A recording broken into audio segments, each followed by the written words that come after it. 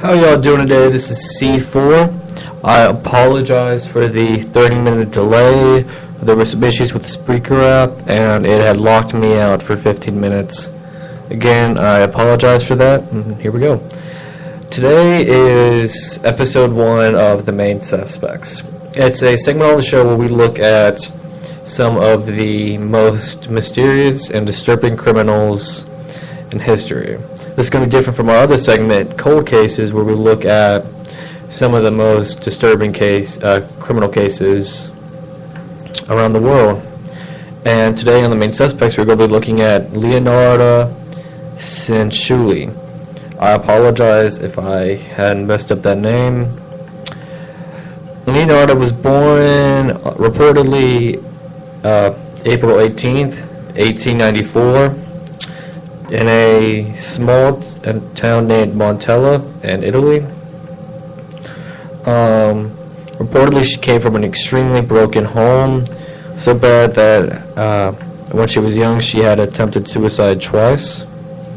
When she came of age in 1917, she married a clerk named Raphael. Her parents did not approve of the marriage because it defied an arranged marriage that they had planned for her. To escape their parents, they moved to another town where Leonardo was arrested for fraud. After she was released from prison, they had moved to another town in named Lacedonia. I apologize if that is not the correct name. It's not how you correctly say the name. And it was destroyed by a massive earthquake in 1930. They moved once again, this time to Correggio, where they had opened a small shop, and she became a very well-respected fortune teller in that neighborhood. Leonardo was a very superstitious person, even becoming a fortune teller herself, which is how she lured the victims. Now, due to this woman's very, very tragic past, she wanted to give her children the best life possible. Unfortunately, she was told by a fortune teller that all of her children would die young.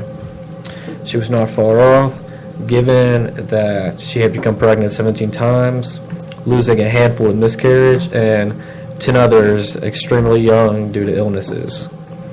The few kids she had left, the eldest being Giuseppe, who reportedly was her favorite son.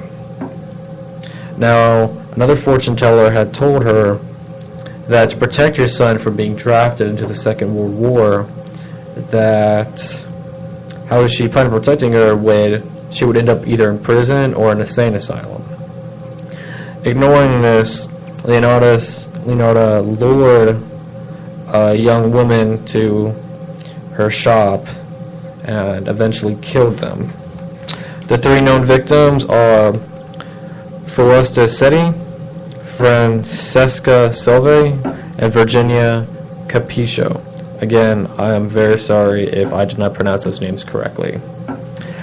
Now, as a fortune teller, these young women came in search of employment, a romance, and other various motives. She would give them the average method of luring them was telling them what they wanted to hear, telling them to tell their families that they were going to move someplace via letters or telling them personally. And the woman would come back to thank Leonardo before they headed out. By then, she would drug them by offering them some wine. And she would cut up the bodies, use the blood and several internal organs to make soap and rice cakes, which she would then serve to her many friends and to even her own children. She did this because she wanted her son Giuseppe to not be drafted into the Second World War. It's understandable why she would want to keep her son from combat. A lot of Italians did die during the Second World War. Not only that, but Italy had also sustained heavy casualties during World War I. With the benefit of hindsight, it's perfectly reasonable to understand why she wanted to do it. The reason she had killed the people was because she believed that she was offering another life to spare her son. Again, this woman was very superstitious. Now, the big issue with this case, I won't call this an issue, but a lot of people sympathized with her. A lot of people back then were very superstitious, especially in her town. When she was arrested, she fully confessed. She fully confessed to the murders because it was suspected that Giuseppe was involved.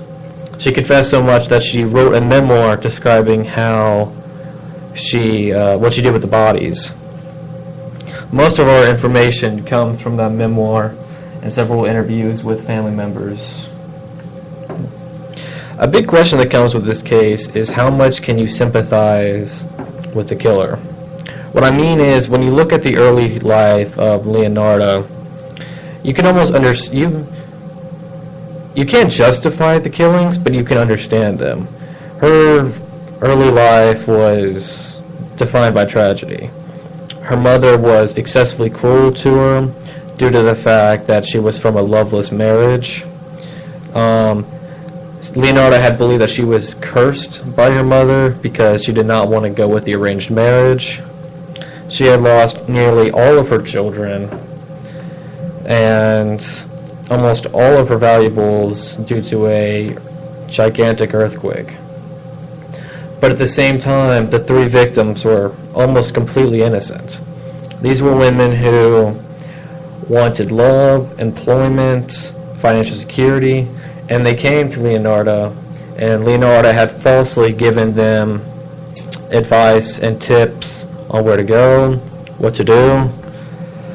Also, that she could, in a sense, sacrifice them to save her son.